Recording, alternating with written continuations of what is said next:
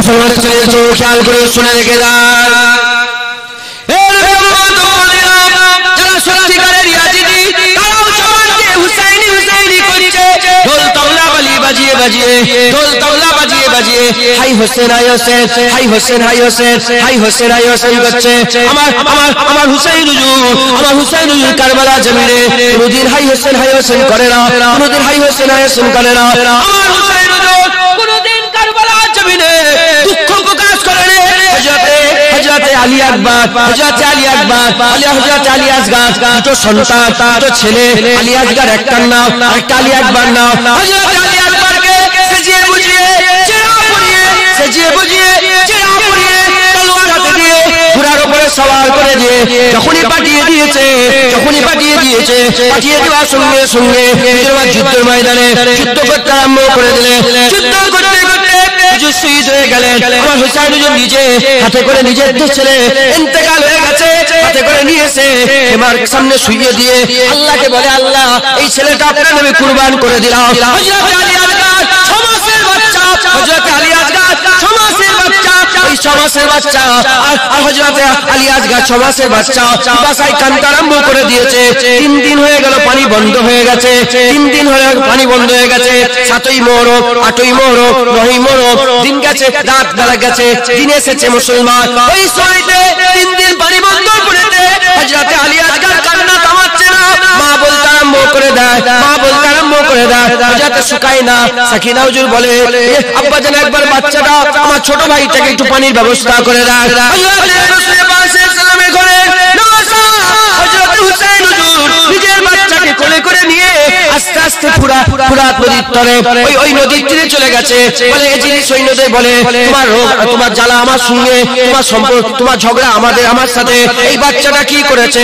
এই বাচ্চাকে একটু পানি দিয়ে দাও, এক চুটকি ছোট ছোট এক চোখ অন্তত পানি দাও, অল্প পানি দাও, অল্প পানি দাও। কে পানি চাইছে? আমার আল্লাহ যাকে, আমার আল্লাহ যাকে হাউজে কৌসারের মালিক করে দিয়েছে, হাউজে কৌসার যাকে দিয়ে দিয়েছে সেই নওয়াসা, সেই নানার নওয়াসা হযরত হুসাইন বলে একটু পানি দাও। ওই সময়তে কোথা থেকে যেন একটা তীর চলে এলো, এমন তীর চলে এলো, একটা বড় তীর, একটা ছোট তীর আছে। যুদ্ধের লেগে ছোট তীর ব্যবহার হয়, আর জানোয়ারদের শিকার করার লেগে বড় তীর ব্যবহার করা হয়। ওই বড় তীর নিয়ে ছুড়ে দেওয়ার সঙ্গে সঙ্গে, ছুড়ে দেওয়ার সাথে সাথে হযরত আলী আসগর হুজুরের গলার মধ্যে যে কেটে যায়, গলার মধ্যে কেটে যাওয়ার সঙ্গে সঙ্গে খুন বেরোতে আরম্ভ হয়ে যায়, খুন বেরোতে আরম্ভ হয়ে যায়। যখনই খুনটা বেরিয়ে যায়, হুসাইন হুজুর ওই রক্তমাখা নিজের ছেলেকে আসমানের দিকে তুলে বলে, আল্লাহ আপনার মহব্বতে আলী আসগরকেও আপনার নামে কুরবান করে দিলাম। আলী আসগর কুরবান, আলী আকবর কুরবান, কাসেম কুরবান, আব্বাস কুরবান, সাহাবা হুজুরদের কুরবান, সব কুরবান কুরবান হয়ে যাচ্ছে। হুসাইন হুজুর উফ আওয়াজ করেন, কিসের হাই হাই করছো তোমরা? কিসের হাই হাই করছো? আমার হুসাইন মরা নয়, আমার হুসাইন জিন্দা। ওয়ালা তাকুলু লিমান ইয়াকতুলু ফি সাবিলিল্লাহি আমওয়াত। যারা নাকি আল্লাহর রাস্তায় শহীদ হয়ে মরে গেছে, বান্দা তোমরা তাদের মরা মনে করনি, তারা জিন্দা। একবার জোরে বল। হ্যাঁ, হুসাইন মুর্দা, আল্লাহর রাস্তায় শহীদ হয়ে মুর্দা হয়ে যায়, মরে যায় না, জিন্দা। হুসাইন কি বলেন? হুসাইন হুজুর কি বলেন? জিন্দা। হুসাইন হুজুরকে আমার আল্লাহ জিন্দা করে রেখেছে। খবরদার এজিদি হয়ে আর হাই হাই করে হুসাইন হুসাইন করছো, ঢোল বাজাচ্ছ।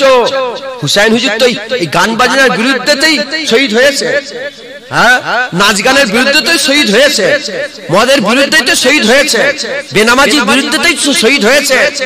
হ্যাঁ, তোমরা বেনামাজি হয়ে, বেরোজগার হয়ে, মদ খেয়ে আর হাই হোসেন করলে পার হয়ে যাবে? হ্যাঁ, হুসাইনও তোমার হবে না, হুসাইনের নানাও তোমার হবে না, হুসাইনের নানার মালিকও তোমার হবে না। মুসলমান, মুসলমানের ছেলে চোখ খেয়াল করে শুনে রেখে দেন, এ নবী উম্মত উম্মতিরা, হযরত হুসাইন আল্লাহ পাক হুসাইনের বড় মাকাম দান করেছে, বড় ইজ্জত দিয়েছে, বড় সম্মান দিয়েছে মুসলমান। হযরতে হাসান, হযরতে হুসাইন, হযরতে হাসান, হযরতে হুসাইন, উনাদের ইজ্জতের কথা কি করে বলবো? জুবান আমার কাছে, বেশি জ্ঞান আমার নেই। আমি কি করে হাসান হুসাইনের তারিফ করব, হাসান হুসাইনের জিকির করব? যেটুকু জ্ঞান আল্লাহ দিয়েছে সেই জ্ঞানের অংশ বিশেষ থেকে বলে দিয়ে যায় আমার আল্লাহ পাক রাসূলুল্লাহকে। যেমন আমার আল্লাহ মুহাম্মদ নাম রেখে দিয়েছে, হুজুরের নাম মুহাম্মদ কে রেখেছে? আমার আল্লাহ পাক রেখেছে। সমস্ত কিতাবে এসেছে আহমদ সাল্লাল্লাহু আলাইহি সাল্লাম, হুজুরের নাম আমার আল্লাহ মুহাম্মদ রেখে দিলে কে রেখে দিল? আমার আল্লাহ হুজুরের নাম মুহাম্মদ যেমন নিজে রেখে দিয়েছে, ওই রকম দ্বারা ফাতেমার ঘরে দুটো সন্তান হাসান আর হুসাইনের নামটা আমার আল্লাহ নিজে রেখে দিয়েছে। আল্লাহুম্মা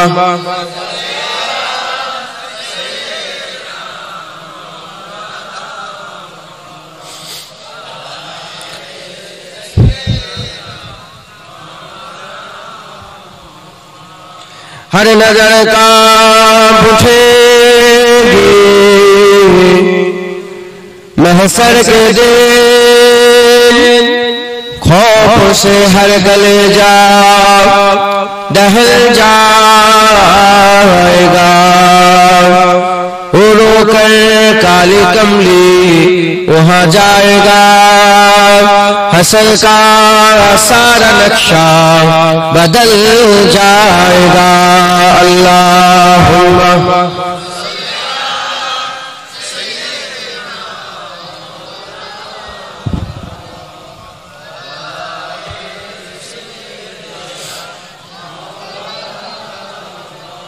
बोलो ला इलाहा इल्लल्लाह, ला इलाहा ला इलाहा इल्लल्लाह। নেই কোনো মাবুদ আল্লাহ ছাড়া, নেই কোনো প্রভু আল্লাহ ছাড়া, নেই কোনো মাবুদ আল্লাহ ছাড়া, নেই কোনো প্রভু আল্লাহ ছাড়া, নেই কোনো দাতা আল্লাহ ছাড়া। বলো লা ইলাহা লা ইলাহা লা ইলাহা ইল্লাল্লাহ মুহাম্মাদুর রাসূলুল্লাহ। রাসূলুল্লাহ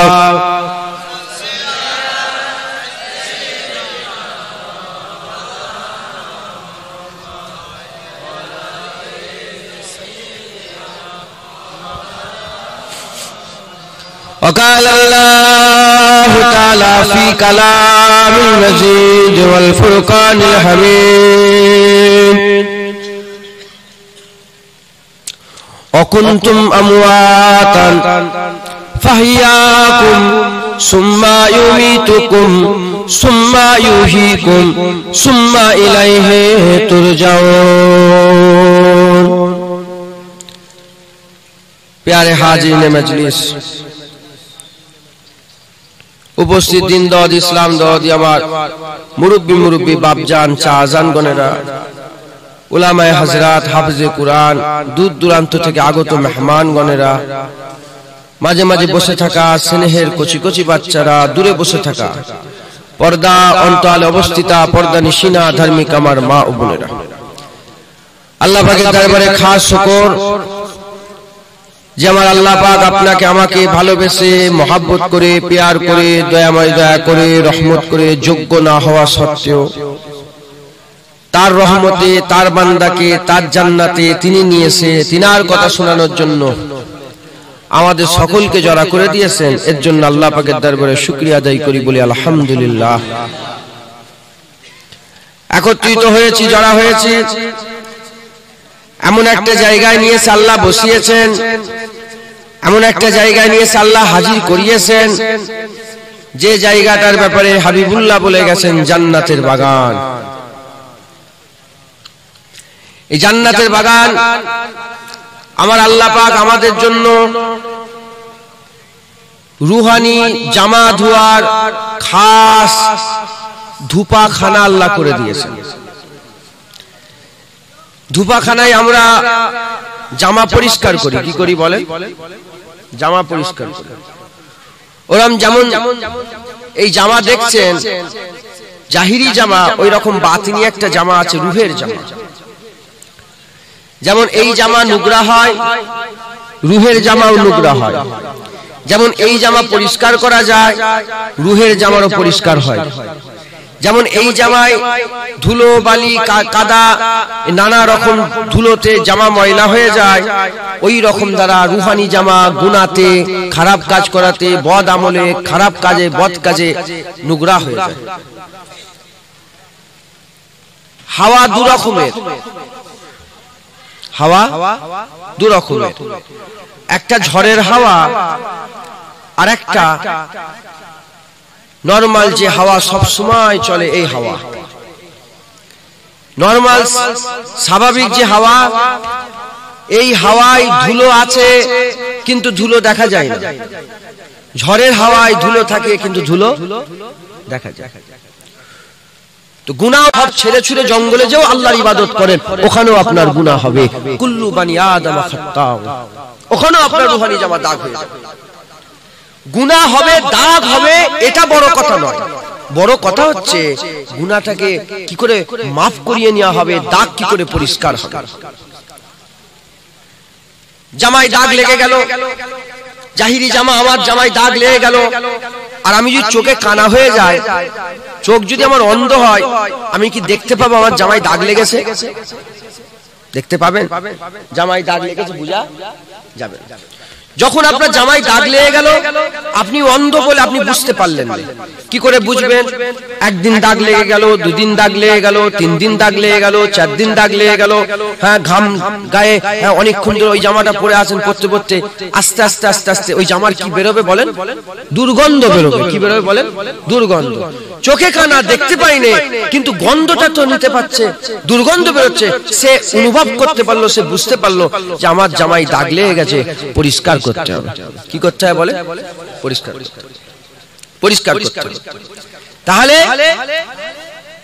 চোখে কানা লোকেরা, একটা চোখওয়ালা লোক দেখে ফেললো দাগ হয়ে গেছে, একদল বেরিয়ে গেল। দ্বিতীয় নম্বর, চোখে কানা দেখতে পাইনি, সে অনুভব করলো, বুঝতে পারলো, জ্ঞান দিল, গন্ধ বুঝতে পেরে সে জামাটা পরিষ্কার করলো। 3 নম্বর আরেক দল লোক আছে, যে দলটা আমরা, যে দলটা আমরা চোখেও কানা হয়ে গেছি আর আমাদের নাকও জাম হয়ে গেছে, সর্দি হয়ে গেছে। সর্দি হয়ে গেলে গন্ধ বুঝে যায়, গন্ধ বুঝে যায়। এই যে ভাইরাস জ্বরগুলো হচ্ছে, না কি খেচ্ছি ওটাও বুঝতে পারছি না, ঝাল না মিষ্টি না কি, কথা ঠিক না? হ্যাঁ, তাহলে গন্ধ বেরোচ্ছে কিন্তু গন্ধ আমরা অনুভব করতে পারি। যদি আমার মা, আমার বাপ, পুলিশ সাহেব, ইমাম সাহেব, মৌলানা সাহেব, মুরব্বী, চাচি আমার হাতটা ধরে বলে, বেটা তোমার জামায় দাগ লেগে গেছে, খুব দুর্গন্ধ বেরোচ্ছে, তার কথায় আমি বিশ্বাস করে জামাটা ধোবো না ধুবনি বলে?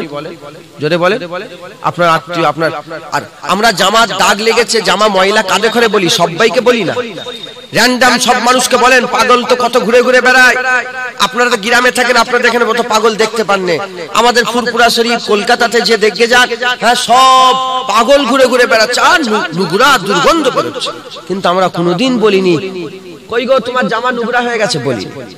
কিন্তু আমার জামা নোংরা হয়ে গেলে আমার মা বলে, আমার বাপ বলে, আমার আত্মীয় স্বজন ভাই বলে, বোন বলে। তাহলে আমরা জামাই দাগ লেগেছে কাঁধে করে বলি যারা আমাদের আপন হয়। মুসলমানের ছেলে তো খেয়াল করে শুনে রেখে দেন,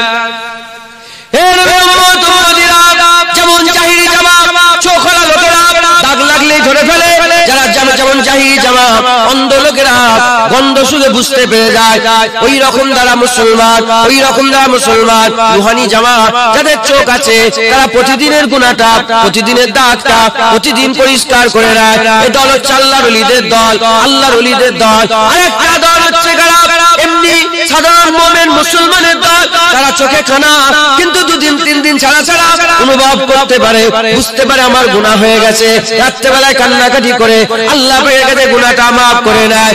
3 নম্বর, আমরা মুসলমান, আমরা মুসলমান, আমাদের চোখেও কানা হয়ে গেছি, আমাদের অনুভবও নেই, আমাদের শৌরও চলে গেছে, আমাদের শৌরও নেই। আমাদের ঘরে আমার আল্লাহ পাক কি করছেন? জান্নাতের বাগানে বসিয়ে দিয়েছে।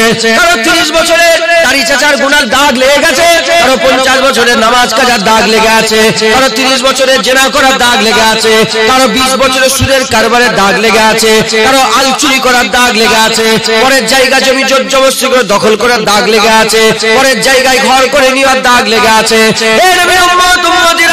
আমাদের কাছ থেকে দুর্গন্ধ বেরোচ্ছে, আমাদের রুহানি জামা থেকে দুর্গন্ধ বেরোচ্ছে, আমরা বুঝতে পারি না।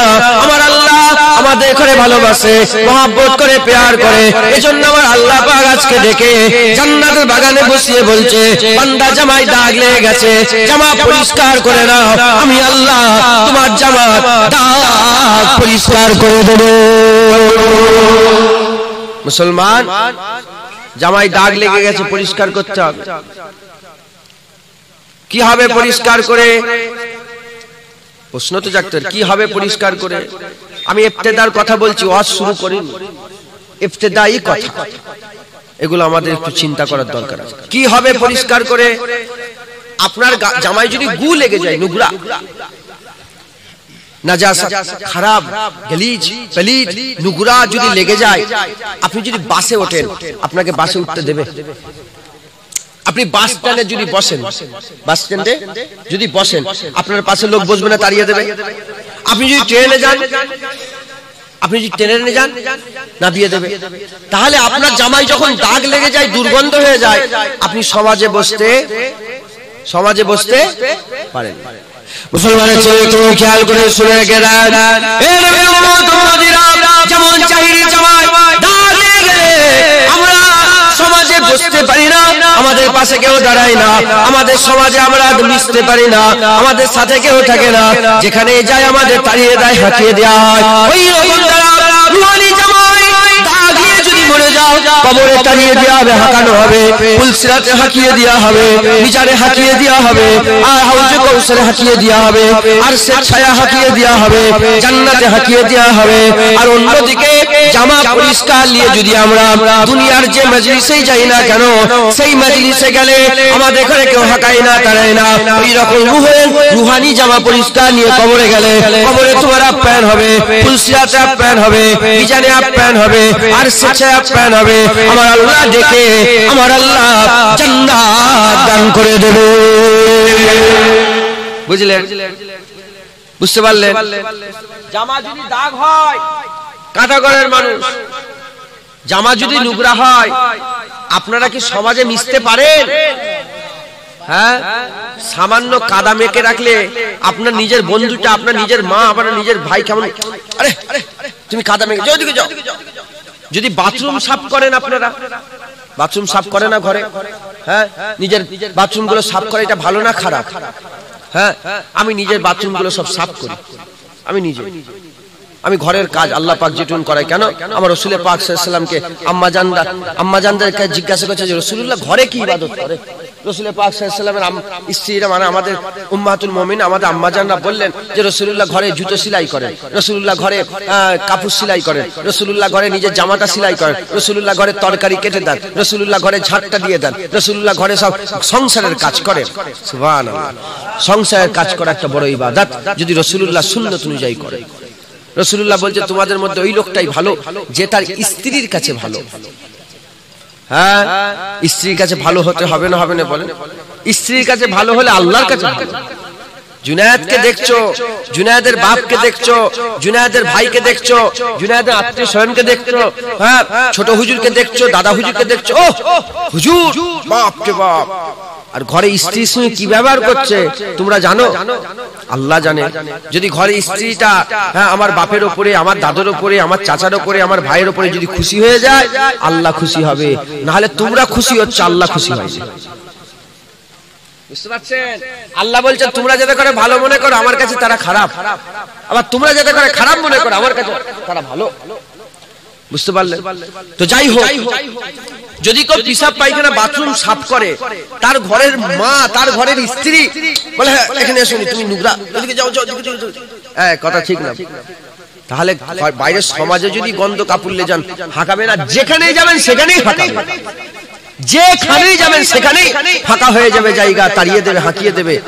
হ্যাঁ, ওই রকম ধারা মুসলমান রুহানি জামা যদি নোংরা হয়ে যায় আর ওই দাগ নিয়ে যদি মরে যাও, তুমি আখিরাতে যে মঞ্জিলে যাবে সেখানেই তোমাকে হাঁকিয়ে দেওয়া হবে, তাড়িয়ে দেওয়া হবে, কারণ তুমি নোংরা জামা নিয়ে এসেছো।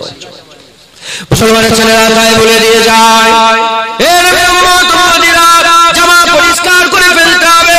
জামা কি করে পরিষ্কার হবে? দুনিয়ার জামা পরিষ্কার করার জন্য আমার আল্লাহ বিভিন্ন রকম ব্যবস্থা করেছে। সবচেয়ে বড় ব্যবস্থা আমার আল্লাহ পানি দিয়েছে। পানি সাফাফ, পানি সমস্ত খারাপকে ধুয়ে ফেলে দেয়, সমস্ত বাজে, সমস্ত নোংরা, সমস্ত গন্ধকে পানি সাফ করে দেয়। আল্লাহ পানি দিয়েছে। আমার আল্লাহ বা মানুষের মাথাতে বুদ্ধি দিয়ে সার্ফ বের করেছেন, সার্ফ বের করেছেন, সাবুন বের করেছেন, নানা রকমের কেমিক্যাল বেরিয়ে হয়ে গেছে। যেমন দুনিয়ার জামা পরিষ্কার করা নানা রকম জায়গা আছে, এক একটা জামা আছে মেশিনে দিয়ে দেয়, মেশিনে সাফ হয়ে যায়। ওয়াশিং মেশিন আছে, ওয়াশিং মেশিন একটা পদ্ধতি, মা বাপেরা কাছাকাছি করে একটা পদ্ধতি, নিজে কাছাকাছি করে একটা পদ্ধতি। এমন দাগ লেগে যায় যে দাগ উঠাতে চাই না, ওই দাগ নিয়ে আমরা কি করি? ধুপাখানায় দিয়ে চলে আসি। ওই ধুপাখানার লোকেরা ভালো করে পিটিয়ে পিটিয়ে সুন্দর করে কি করে, এই কাপড়টাকে ভালো করে থেতলে থেতলে আস্তে আস্তে দাগটাকে পরিষ্কার করে দেয়। যেমন দুনিয়ার জাহিরি জামার দাগ পরিষ্কার করার অনেক রকম ব্যবস্থা আছে, ওই রকম রুহানি জামা দাগ করার আমার আল্লাহ অনেক রকম ব্যবস্থা করে দিয়েছে। কেউ যদি তওবা করে আমার আল্লাহ পাক তাকে maaf করে দেয়। তুবু ইলাল্লাহি তাওবাতান নাসুহা, আল্লাহ বলেছে ইন্নাহু হুয়াত তাওয়াবুর রহিম, আল্লাহ বলেছে লা তাকনাতু মির রাহমাতিল্লাহ ইন্নাল্লাহা ইয়াগফিরু যুনুবা জামিআ ইন্নাহু হুয়াল গফুরুর রহিম, আল্লাহ বলে দিয়েছে চলে যাও, maaf চাও, কান্নাকাটি করো, আল্লাহ পাক maaf করে দেবে। আবার সব গুনাহ কান্নাকাটিতে maaf হয় না, যাও চলে যাও, কিছু দান খায়রাত করো, দান খায়রাত করলে আল্লাহ গুনাহ maaf করে দেয়। আবার সব গুনাহ দান খায়রাতে maaf হয় না, যাও চলে যাও, আর চলে যাও কোথায় চলে যাও? আল্লাহর কাবা শরীফে চলে যাও।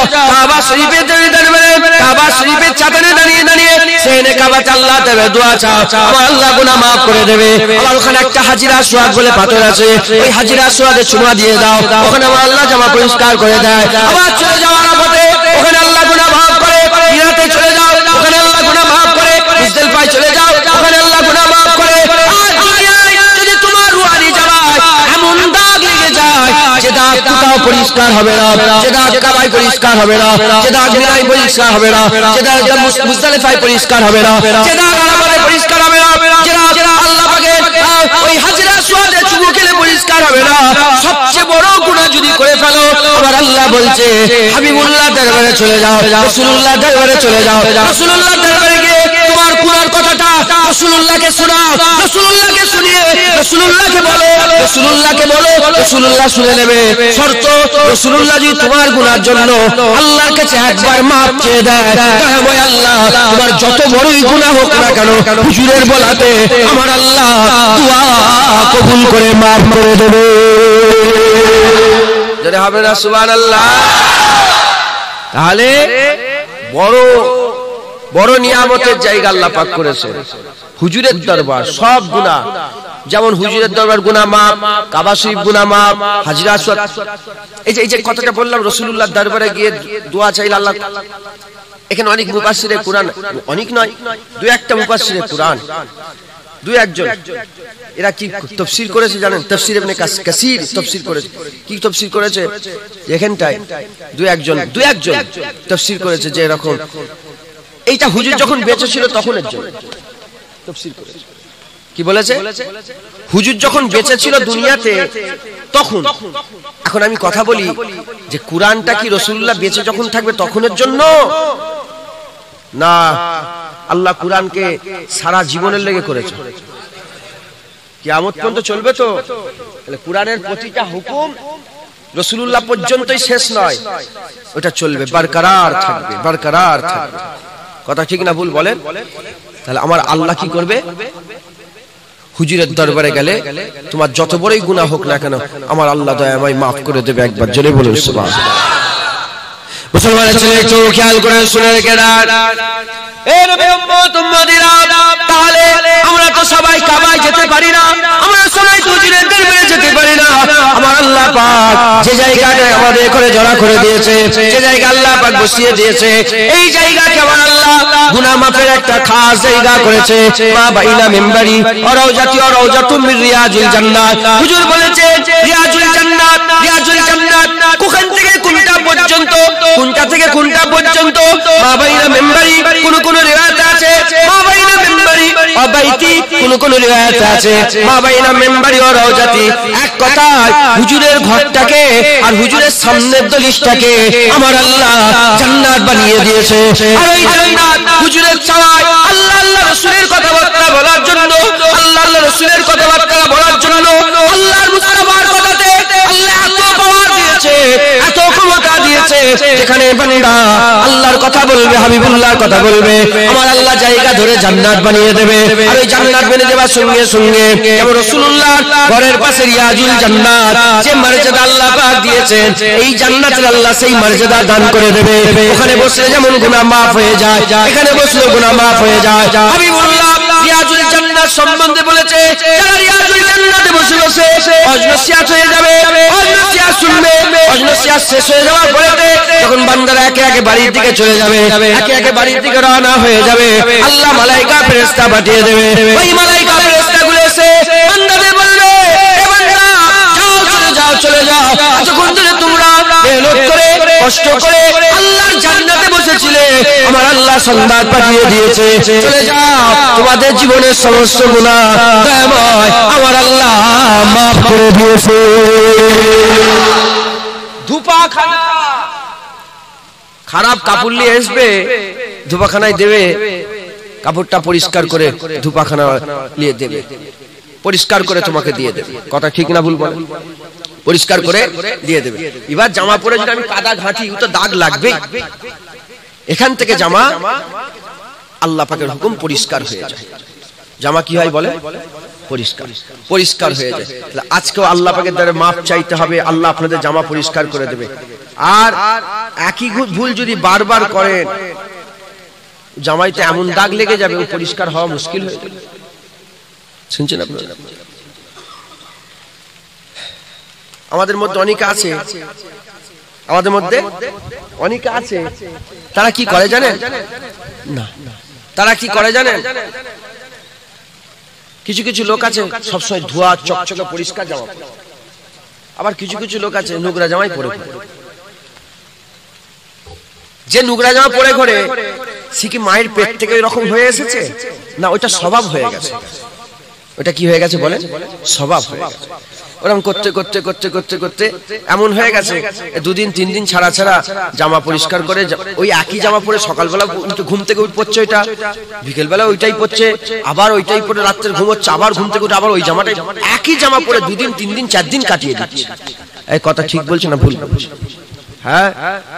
আর কিছু কিছু লোক আছে, একটু জামা নোংরা হয়ে গেলে সঙ্গে সঙ্গে ধুয়ে পরিষ্কার করে আবার নতুন জামা। যারা নতুন জামা পরে ধোয়া পরিষ্কার জামা পরে, আল্লাহ পাক তাদের ভালোবাসেন বেশি না যারা নোংরা জামা পরে ঘুরে বেড়ায়? জাহিরির কথা বলছি, তাদের আল্লাহ বেশি ভালোবাসেন। হ্যাঁ, আল্লাহ পাক, আল্লাহ কি বলেন? আল্লাহ পাক, আল্লাহ তাইয়্যিব, আল্লাহ পাক পছন্দ করে তাইয়্যিব, পরিষ্কার পরিচ্ছন্নকে আল্লাহ পছন্দ করে। আর পরিষ্কার পরিচ্ছন্ন একটা ঈমানের অঙ্গ বানিয়ে দিয়েছে। দুনিয়ার জাহিরি জামা যদি পরিষ্কার পরিচ্ছন্ন যদি ঈমানের অঙ্গ হয়, তা রুহানি জামাটাকে কত চকচকে রাখতে হবে, খেয়াল আছে আপনাদের? মুসলমানের ছেলে খেয়াল করে শুনে রেখে রুহানি জামা পরিষ্কার করতে হবে। কি করে রুহানি জামা পরিষ্কার হবে আমি আপনাদের সংক্ষেপে বুঝিয়ে দিয়ে যাই। আমার আল্লাহ পাক কি করবেন? জামা পরিষ্কার করে দেবে। তওবা করতে হবে, ইস্তেগফার করতে হবে। তওবা আলাদা, ইস্তেগফার আলাদা। তওবা কাকে বলে, ইস্তেগফার কাকে বলে, আওবা কাকে বলে? এর উম্মত উম্মতিরা, তওবা ইস্তেগফার কাকে বলে? আওবার একটা ভাগ আছে তওবার, আমি দুটো ভাগের কথা বলে দিই, একটা হচ্ছে ইস্তেগফার আর একটা হচ্ছে তওবা। ইস্তেগফার আলাদা, তওবা আলাদা। ইস্তেগফার কাকে বলে? মুখ দিয়ে বলাকে বলে, তাকুতি মিনতিকে করাকে বলে, জিও জারি করাকে বলে। আল্লাহ পাকের হুজুরে মাথা হাত করে কান্নাকাটি করা, রাত্রিবেলা আল্লাহ পাকের পাকের দরবারে কান্নাকাটি করা, আল্লাহ পাকের দরবারে একা একা বলা, আল্লাহ মাফ করে দেন, ওই ভুলটা করে ফেলেছি, আপনি তো জানেন কোনটা করেছি, আল্লাহ আপনি আমাকে দয়া করে দয়াময় মাফ করে দেন, আল্লাহ আপনি আমাকে ক্ষমা করে দেন। এই রকম ভাবে আল্লাহর কাছে বলে বলে মাফ চাওয়াকে ইস্তেগফার বলা হয়। তওবা কাকে বলে?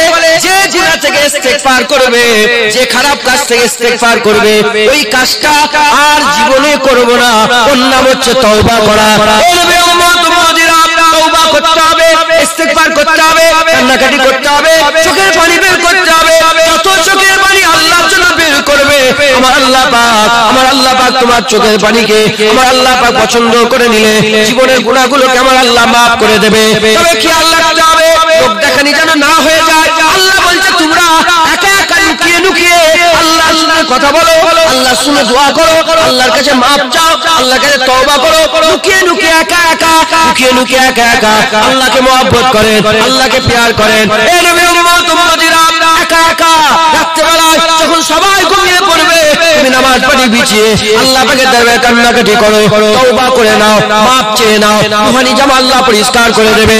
এই নবী উম্মত মুহাজিরা জীবনের মধ্যে প্রশ্ন জাগে, ইসলামে কি আছে একা একা লুকিয়ে লুকিয়ে লোকের শুয়ে লোকের সমাজ থেকে দূরে একা হয়ে গিয়ে ইবাদত করা, ইসলামে কি আছে? তাহলে আমি আপনাদের বলে দিয়ে যাই, খবর নিয়ে দেখতে যাও। তুর পর্বতে যখন 40 দিনের লেগে, প্রথমে 30 দিন হলো, তারপরে 10 দিন বাড়িয়ে দেওয়া হলো, 40 দিনের লেগে হযরত মুসা কালিমুল্লাহ যখন একা হয়ে গেল, আমার আল্লাহ খুশি হয়ে তাওরাত কিতাব দিলেন, হারুনকে নবী করে দিলেন। হযরত জাকারিয়া আলাইহিস সালাম 3 রাতের জন্য, হযরত জাকারিয়া আলাইহিস সালাম 3 রাতের লেগে যখন আলাদা হয়ে গেলেন, একা হয়ে গেলেন, আমার আল্লাহ পাক তার ছেলে হিসাবে ইহইয়া দান করে দিলেন। আর আমার রাসূলুল্লাহ যখন 40 দিনের লেগে, 17 দিনের লেগে, 19 দিনের লেগে, 21 দিনের লেগে হীরা গুহায় একা একা আল্লাহকে ডাকতে আরম্ভ করলো, আমার আল্লাহ হীরা গুহাতে মুস্তাফাকে কুরআন দান করে দিল। তাহলে যখনই বান্দারা একা হয়ে গেছে, আমার আল্লাহ তাদের নিয়ামত দিয়েছে। তোমরা আল্লাহর জন্য একা হয়ে একটু কান্নাকাটি করে জামা পরিষ্কার করেন, বলেন ইনশাআল্লাহ। হ্যাঁ হুসাইন হুজুর জামা নুগরা না পরিষ্কার? জোরে বলেন। কোন সন্দেহ আছে? কোন সন্দেহ আছে? না, কোন সন্দেহের অবকাশ নেই। হুসাইন হুজুরের জামা পরিষ্কার, আর ইয়াজিদের জামা নুগরা, দাগ দাগ, পলিত, নিকৃষ্ট, জঘন্য, ফাসিক, ফাজির, মদখোর। হ্যাঁ, কেউ কেউ মুফাসসির, কোন আলেমরা বলেছেন যে লন্ডিয়াবাজ, জিনা করতো, মেয়ে ছেলেদের নাচাতো। শুনছেন আপনারা? কোন আলেমরা বলেছেন ফাসিক, কাফের বলবো না, কারণ ইমামে আজম আবু হানিফা সুকুত এখতিয়ার করেছেন, তাই জুনায়েদও সুকুত এখতিয়ার করবে, কারণ আমি হানাফি। আবার আহমদ বিন হাম্বল হুজুর কাফের বলে দিয়েছেন, আহমদ বিন হাম্বল হুজুর কাফের ফতোয়া দিয়ে দিয়েছে। 4 ইমামের এক ইমাম, তবে ইজতিহাদ করেছেন যেগুলো ইমামদের, উনাদের এমন মাকামের ইমাম ছিলেন, উনাদের ঠিক হলে একটা সওয়াব, ভুল হলে 2টো সওয়াব। যদি উনারা ভুলও কিছু করে ফেলেন কি হবে? আলেমরা ভুল করলে কটা সওয়াব হয়? ডবল হয়, 2টো হয়। আর ঠিক করলে, হ্যাঁ, তোমরা যে ভুল করলে গোলমাল হয়ে যাবে। এজন্য বাবা, আমি জুতো ধুলো নিকৃষ্ট, আমি ওইসব বল, আমি হানাফি, ইমামে আজম আবু হানিফা হুজুরের মতে, ইমামে আজম আবু হানিফা হুজুর সুকুত এখতিয়ার করেছেন, আমি সুকুত এখতিয়ার করব। আমার দাদুজান ছোট হুজুরকে ফাসিক বলেছেন, ফাজের বলেছেন, আমিও ফাসিক বলবো। ফাসিক কারা? যারা জিনা করে, যারা খারাপ কাজ করে, দাড়ি চাচে, বেনামাজি, বেরুজদার, বাজে, নিকৃষ্ট, ফাসিক, ফাজের। কারবালায় যে যুদ্ধ হয়েছিল, 2টো মানুষের মধ্যে যুদ্ধ হয়নি, 2টো চিন্তার উপরে যুদ্ধ হয়েছিল। একটা নুগরা পোশাক ইয়াজিদ, আর একটা পরিষ্কার ঝকঝকে পোশাক হুসাইন। একটা হচ্ছে নিকৃষ্ট, জঘন্য, খারাপ, আর একটা হচ্ছে হুসাইন ইবনে আলী। একবার জোরে বলুন মুসলমান। একটা ইয়াজিদ আর একটা হযরত হুসাইন। আমার আল্লাহ পাক হুসাইনকে রাসূলুল্লাহর ঘরে, রাসূলুল্লাহর বংশে, রাসূলুল্লাহর আহালে আমার আল্লাহ পাঠিয়েছেন। তো এই হুসাইন হুজুরকে আমার আল্লাহ পাক পরিষ্কার চকচকে জামা করেছেন। এবার আপনারা বলেন, আপনারা কোন দিকে যাবেন? আপনারা কোন দিকে যাবেন? জামা পরিষ্কার করে হুসাইনের দলে ঢুকবেন, না জামা নোংরা করে এজিদের দলে ঢুকবেন? জোরে বলে। জামা পরিষ্কার করে আমাদের হুসাইন হুজুরের দলে ঢুকতে হবে। হুসাইনি হবেন না? জোরে বলে, হুসাইনি হবেন না? মুসলমানের ছেলে একটু খেয়াল করে শুনে রেখে দেন, এ নবী উম্মত উম্মতিরা, হযরত হুসাইন আল্লাহ পাক হুসাইনকে বড় মাকাম দান করেছে, বড় ইজ্জত দিয়েছে, বড় সম্মান দিয়েছে। মুসলমান হযরতে হাসান, হযরতে হুসাইন, হযরতে হাসান, হযরতে হুসাইন, উনাদের ইজ্জতের কথা কি করে বলবো? জুবান আমার কাছে, বেশি জ্ঞান আমার নেই। আমি কি করে হাসান হুসাইনের তারিফ করব, হাসান হুসাইনের জিকির করব? যেটুকু জ্ঞান আল্লাহ দিয়েছে সেই জ্ঞানের অংশ বিশেষ থেকে বলে দিয়ে যায় আমার আল্লাহ পাক রাসূলুল্লাহকে। যেমন আমার আল্লাহ মুহাম্মদ নাম রেখে দিয়েছে, হুজুরের নাম মুহাম্মদ কে রেখেছে? আমার আল্লাহ পাক রেখেছে। সমস্ত কিতাবে এসেছে আহমদ সাল্লাল্লাহু আলাইহি সাল্লাম, হুজুরের নাম আমার আল্লাহ মুহাম্মদ রেখে দিলে কে রেখে দিল? আমার আল্লাহ হুজুরের নাম মুহাম্মদ যেমন নিজে রেখে দিয়েছে, ওই রকম দ্বারা ফাতেমার ঘরেও দুটো সন্তান হাসান আর হুসাইনের নামটা আমার আল্লাহ নিজে রেখে দিয়েছে। আমার হুজুরের নাম পৃথিবীর কোনো মানুষ রাখে না, হাসান হুসাইনের নাম পৃথিবীর কোনো মানুষ রাখে না। এ নবী উম্মত উম্মতিরা, হুজুরের কি তারিফ করব, হুজুরের কি সম্মান করব, হুজুরের কি সম্মানের কথা, ইজ্জতের কথা কি করে আমি আপনাদের করে শোনাবো, কি করে আমি আপনাদের বলবো? তখন আমি একটা কথা বলে দিয়ে যাই, শুনে রেখে দেন। হুজুরের একটু একটু করে কথা যেটুকু আল্লাহ দিয়েছেন সেই অংশ বিশেষ থেকে শুনিয়ে দিয়ে যায়। কোন রাসূলুল্লাহ, কোন হযরত হাসান হুসাইনের কথা বলি। একদিন হুযায়ফা ইবনে হুযায়ফা বলে একজন রাসূলুল্লাহ সাহাবা ছিলেন। ওই হুযায়ফা হুজুর আস্তে আস্তে আস্তে আস্তে রাসূলুল্লাহর কাছে আসতে আরম্ভ করেছে। হুযায়ফা হুজুরকে হুযায়ফা হুজুরের আম্মা জান পাঠিয়েছে। আম্মা জান পাঠিয়ে বলে, এ হুযায়ফা যাও রাসূলুল্লাহর কাছে চলে যাও, রাসূলুল্লাহর কাছে গিয়ে আমার আর তোমার মাগফিরাতের দোয়া চেয়ে নিয়ে আসো, আমার আর তোমার আল্লাহ পাকের দরবারে মাগফিরাতের দোয়া চেয়ে নিয়ে আসো। ওই সময়তে হুযায়ফা হুজুর বলে, ঠিক আছে আমি মাগরিবের নামাজ মসজিদে নববীতে পড়বো, নামাজ পড়ে হুজুরকে ধরবো। হযরত হুযায়ফা হুজুর আস্তে আস্তে মসজিদে নববী শরীফের মধ্যে ঢুকলেন। রাসূলুল্লাহ ইমামতি করলেন।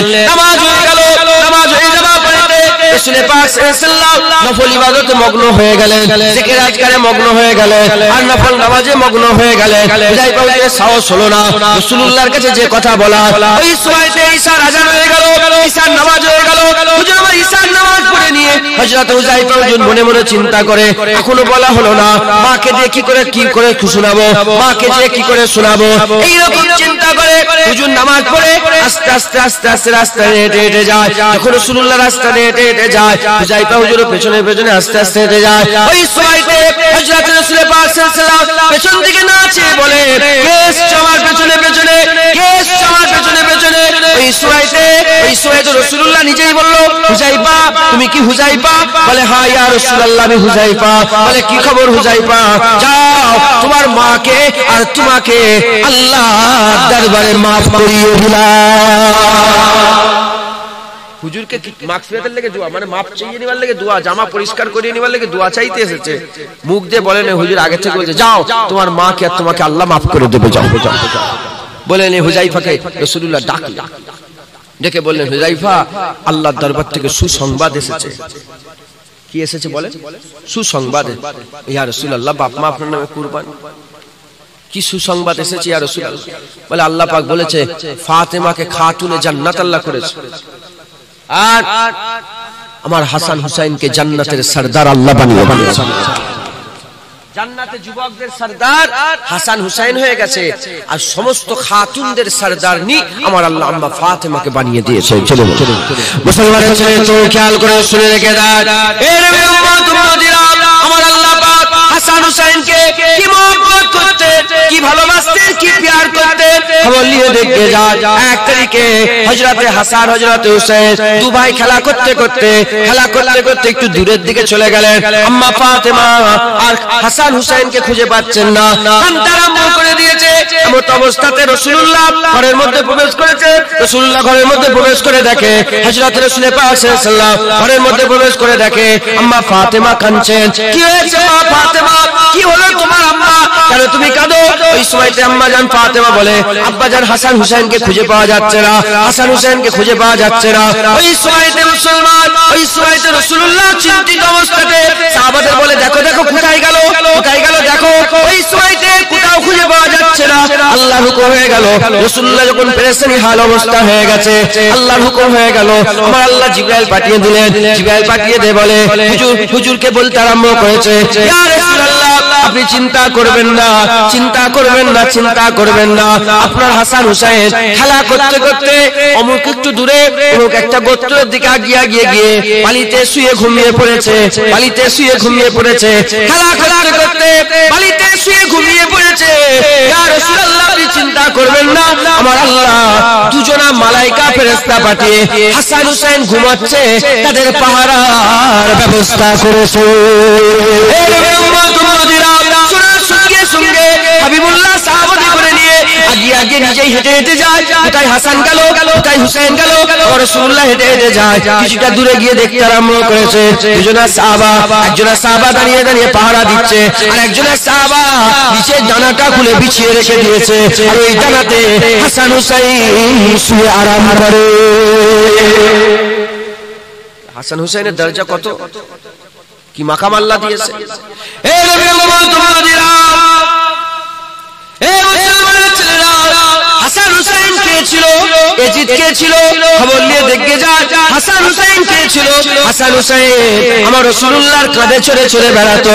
এই নবী মুহাম্মদ তোমাদেরা, যত সাহাবা আছে সমস্ত সাহাবাদের ইজ্জতের কথা একদিকে রেখে দাও। আবু বকর সিদ্দিক, ওমর ফারুক, উসমান গনি, হযরত মাওলা আলী, হযরত আব্বাস, হযরত জুবাইর, হযরত খুবাইব, হযরত কাতাদা, হযরত সাদ বিন আবি ওয়াক্কাস, হযরত খালিদ বিন ওয়ালিদ, হযরত সাল বিন সাদ আস-সাইদি, এই নবী উম্মত উম্মতিরা, এই রকম হযরত বেলাল, যত সাহাবা ছিল তাদের ইজ্জত রাসূলুল্লাহর দরবারে কতটা ছিল, হাসান হুসাইনের ইজ্জত কতটা ছিল, তাদের মাকাম কতটা ছিল, হাসান হুসাইনের মাকাম কতটা ছিল। এই নবী উম্মত উম্মতিরা, যত বড় বড় সাহাবা হোক না কেন, সেই সাহাবাগুলো ওই রাসূলের ডান দিকে ছিল, তাহলে বাঁ দিকে ছিল, তাহলে হুজুরের পেছনে ছিল, ওই ডান দিকে হেঁটে যেত, তাহলে বাঁ দিকে হেঁটে যেত, তাহলে রাসূলের পেছনে হেঁটে যেত, তাহলে রাসূলুল্লাহর সাথে হেঁটে যেত। এই নবী উম্মত উম্মতিরা, হাসান হুসাইন রাসূলুল্লাহর ডান দিকে নয়, রাসূলুল্লাহর বাঁ দিকে নয়, রাসূলুল্লাহর পেছনে নয়, রাসূলুল্লাহর সাথে নয়, হাসান হুসাইন রাসূলুল্লাহর কাঁধে চড়ে বেড়াতো। হ্যাঁ, সাহাবারা কি করে সাহাবা হলো? সাহাবারা কি করে সাহাবা হলো? সাহাবাদের ইজ্জত জানেন আপনারা কত? সারা পৃথিবীর সমস্ত ওলিদের ইজ্জত এক জায়গায় রেখে দাও, সাহাবা একটা, কটা? একটা সাহাবার উটের, যে উটে পিঠে তারা ঘুরতো, সেই উটের পায়ের ধুলো উড়িয়ে দাও, সেই ধুলো যে উড়ে যায়, সেই ধুলোর পরিমাণ পৃথিবীর কোন ওলি আল্লাহ হতে পারবে না। এত মাকাম সাহাবা। তাম বিশ্বের সমস্ত মানুষ তারা যদি দান খায়রাত করে, হ্যাঁ কতটা দান খায়রাত করে, আমি তুমি আমি আপনি আমরা যদি দান করি, উহুদ পাহাড় পরিমাণ সোনা যদি দান করি, আর সাহাবারা যদি আল্লাহ রাস্তায় একখানা গম, এক পিস গম দেখেছেন আপনারা, এক পিস গম, এত নয়, এক মুঠো নয়, এক পিস গম দান করলে সাহাবাদের ধারে কাছে উহুদ পাহাড় পরিমাণ সোনা দান করাটাও হবে না। এত মাকাম আল্লাহ সাহাবাদের দিয়েছে। মুসলমানের ছেলে তো খেয়াল করে শুনে রেখে দেন, এই নবীর উম্মত উম্মতিরা, সেই সাহাবাগুলো কেন সাহাবা হলো, কিসের জন্য সাহাবা হলো? নামাজের জন্য নয়। আল্লাহ সাহাবাদের ব্যাপারে আমার আল্লাহ কোরআনে বলে দিয়েছে, মুহাম্মাদুর রাসূলুল্লাহ আল্লাযিনা মাহু আশাদ্দাহু আলাল কুফার। এই নবীর উম্মত উম্মতিরা, সাহাবা কারা? ইয়া রাসূলুল্লাহ, মুহাম্মাদুর রাসূলুল্লাহ সাথে সাথে যারা থাকে, সাথে সাথে যারা করে, সাথে সাথে যারা থাকে, আর কাফেরদের প্রতি যারা খুব শক্ত হয়ে থাকে, কুফফারদের প্রতি খুব শক্ত ব্যবহার করে, এরা হচ্ছে সাহাবা। এই সাহাবাগুলো কারা? এরা কেন ইজ্জত পেল, এরা সম্মান এত পেল কেন, এরা রুতবা এত পেল কেন? খবর নিয়ে দেখতে যান সাহাবাদের তাআলা আনহু হুজুর গণেন এত ইজ্জত আল্লাহ কেন দিয়ে দিলেন? নামাজের জোরে নয়, রোজার জোরে নয়, যাকাতের জোরে নয়, তাসবিহ তেলাওয়াতের জোরে নয়, ইবাদত আমলের জোরে নয়, তাকওয়া তাআলাতের জোরে নয়। কেন সাহাবারা এত ইজ্জত হয়েছে? কারণ সাহাবারা নিজের চামড়ার চোখে জমিনে দাঁড়িয়ে দাঁড়িয়ে হাবিবুল্লাহ চেহারা দেখে মেনে নিয়েছে, হাবিবুল্লাহ চেহারা দেখে ঈমান এনেছে বলে সাহাবাদের ইজ্জত আমার আল্লাহ পৃথিবীর সমস্ত মানুষের থেকে আমার আল্লাহ আলা করে দিয়েছে। সেই সাহাবা হুজুর, সেই সাহাবা হুজুরদের কথা বলে দিয়ে যায়, সেই সাহাবা হুজুররা সুরমতে আছে, সেই সাহাবা হুজুররা রাসূলুল্লাহর পেছনে নামাজ পড়ছে আর রাসূলুল্লাহ ইমামতি করছেন, হুজুর নামাজ পড়ছে, রাসূলুল্লাহ ইমামতি করছেন। সেই সাহাবা হুজুরের পেছনে দাঁড়িয়ে আছে হযরত হাসান হুজুর সাফা চিরে চিরে নামাজ চলছে মসজিদে নববীতে। হুজুরের হযরত আলী হুজুরের দরজা মসজিদে নববীতে খুলতো, রাসূলুল্লাহর দরজা মসজিদে নববীতে খুলতো। সেই বাচ্চা বাইরে পড়েছে, আস্তে আস্তে রাসূলুল্লাহ সিজদা দিয়ে দিয়েছে, রাসূলুল্লাহর পিঠের উপর উঠে পড়েছে, রাসূলুল্লাহর পিঠের উপর উঠে পড়েছে, রাসূলুল্লাহর পিঠের উপর উঠে পড়েছে। রাসূলুল্লাহ সিজদা বাড়িয়ে দিয়েছে, তাবিল করে দিয়েছে, এত তাবিল করে দিয়েছে সাহাবারা দুটো মত পোষণ করতে আরম্ভ করেছে, চিন্তায় পড়ে গেছে। একজন বলে যে হয়তো রাসূলুল্লাহর ওহী আসছে, আর না হলে হয়তো রাসূলুল্লাহ ইন্তেকাল হয়ে গেছে, সিজদা হালতে রাসূলুল্লাহ ফাত হয়ে গেছে। এতক্ষণ সিজদা দিয়েছে সাহাবারা বলে রাসূলুল্লাহ দুনিয়া থেকে চলে গেছে। তখন সিজদা দেওয়ার পরেতে রাসূলুল্লাহ উঠলেন, নামাজ শেষ করলেন, রাসূলুল্লাহ মুচকি হেসে বলে আমি সিজদার জন্য তাবিল করে দিলাম কারণ আমার পিঠে হুসাইন চেপে ধরেছে। আফজলুল ইবাদাতে ইবাদাতুস সালাত, সবচেয়ে বড় ইবাদত কি বলেন? নামাজ। জোরে বলেন নামাজ। সবচেয়ে আলা নামাজ কাদের বলেন? সাহাবাদের। কাদের বলেন? আর সাহাবাদের থেকেও সবচেয়ে বড় নামাজ, আল্লাহর প্রিয় নামাজ কে পড়েছে বলেন? আমার হুজুর পাক সাল্লাল্লাহু আলাইহি ওয়াসাল্লাম। জোরে বলেন। হুজুরের থেকেও ভালো কেউ নামাজ পড়তে পারবে? কোরআনে কি নামাজ লেখা আছে যে এইভাবে পড়ো, দুটো সেজদা, একটা রুকু, আত্মা, এসব লেখা আছে? সুবহানাল্লাহ আলা কি বলতে হবে সব লেখা আছে? না। করে কার নামাজ কি নামাজ তাফসীলের বর্ণনা আছে কি? নেই, কিচ্ছু নেই। বড় ইবাদত কিন্তু কিচ্ছু নেই। আমার রাসূলুল্লাহ এখানে উলামায়ে হযরতরা বলছেন যে আল্লাহ পাক তার সবচেয়ে বড় ইবাদত নামাজকে কেন আল্লাহ দিলেন না, কেন আল্লাহ কোরআনে বর্ণনা করলেন না? এখানে বর্ণনা করা হচ্ছে, উলামায়ে হযরতরা বলছে এজন্যই আল্লাহ দেয়নি, কারণ সবচেয়ে বড় ইবাদত যদি কেউ শিখতে চায় হাবিবুল্লাহর দরবারে যেতে হবে, ওখান থেকে সবচেয়ে বড় ইবাদতের শিক্ষা পাওয়া যায়। সবচেয়ে বড় ইবাদত নামাজ, আফজলুল ইবাদাতি ইবাদাতুস সালাত। সবচেয়ে বড় ইবাদত নামাজ, আর সেই নামাজ রাসূলুল্লাহ পড়ছে, তুমি আমি নয়, হুজুর পাক পড়ছে, আর সেই নামাজের সিজদা। আল্লাহু আকবার। নামাজে ঢুকে পড়লেন, আল্লাহ নৈকট্য লাভ করলেন। রুকুতে গেলেন, দাঁড়িয়ে দাঁড়িয়ে কিয়ামে যতটা আল্লাহ নৈকট্য করেন, রুকুতে গেলে আল্লাহর আরো কাছাকাছি হয়ে যায়, আর সেজদায় গেলে সবচেয়ে বেশি আল্লাহর নৈকট্য লাভ করে নেয়। তাহলে হুজুর পাক কোথায়? রুকুতে না সেজদাতে? জোরে বলেন সেজদাতে। সেজদা কাকে দিচ্ছেন? জোরে বলেন। আল্লাহ রাসূল সেজদা কাকে দিয়েছে? আল্লাহকে। রুকু আল্লাহতে, আল্লাহকে, তাসবিহ আল্লাহর, আর পিঠে হুসাইন চেপেছে, খায়াল কুয়া বলে। যদি আমি সেজদা দিই, আমার পিঠে যদি কোনো বাচ্চা ওঠে, আর আমি যদি আল্লাহর খেয়ালে থাকি, পিঠে উঠেছে বুঝতে পারবো? উঠলেই তো ফেলে দেবো। হযরত হুসাইন হুজুর যখন পিঠে চেপেছে, রাসূলুল্লাহ তো সেজদা দিচ্ছে আর জামাত চলছে। এমনি একা একা নামাজ নয়, জামাত চলছে। কি চলছে বলেন? জামাত চলছে। আমরা ইসলাম কোথা থেকে পেয়েছি? রাসূলুল্লাহর কাছ থেকে তো পেয়েছি। ওখানে কেউ মাথা মারতে পারবে? বা জামাতে রাসূলুল্লাহ ইমামতি করছেন, সেখানে হুসাইন হুজুর চেপেছে। শুধু হুসাইন হুজুর চেপেছে, হুজুর চেপেছে বলে, হযরত হুসাইন হুজুর চেপেছে বলে সেজদা তাবিল করে দিয়েছে, বাড়িয়ে দিয়েছে। কেন বাড়িয়ে দিয়েছে?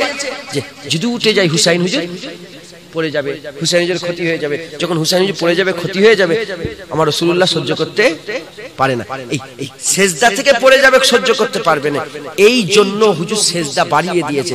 তাহলে ওই সেজদাতেও তো হুসাইন পড়ে না যায়, এ খেয়াল রাসূলুল্লাহর আসে না নেই? তাহলে হুসাইনের মাকাম কতবার তোমরা চিন্তা করো। হুসাইন হুজুরের ইজ্জত আল্লাহ কত দিয়েছেন তোমরা ঠিক করে চিন্তা করে দেখে যাও।